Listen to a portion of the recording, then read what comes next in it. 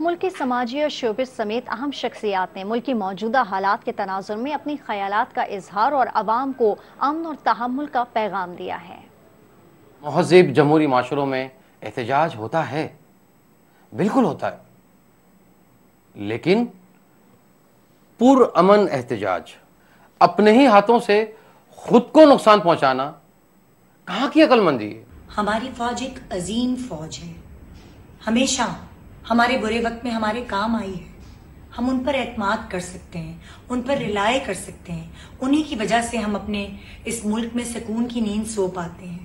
فوج کی قربانیوں کی وجہ سے، ان کی شہادتوں کی وجہ سے آج ہم آزادی کے ساتھ سکون سے پاکستانی عوام رہتی ہے۔ میں تو کبھی تصور بھی نہیں کر سکتا تھا کہ اس طرح ہمارے کچھ لوگ جن کو گمراہ کیا گیا ہے، اس کے بعد ان کو اشتعال دلایا گیا، انسٹیگیٹ کیا پی ٹی اے کی لیڈرشپ نے، اور عوام کو اس پچ پہ لے کے گئے کہ ان کے ذہن میں یہ ڈالنے کی کوشش کی، بلکہ ناکام کوشش کی، کہ کہیں فوج جو ہے وہ پی ٹی اے کے خلاف ہے، جبکہ ایسی بات نہیں ہے۔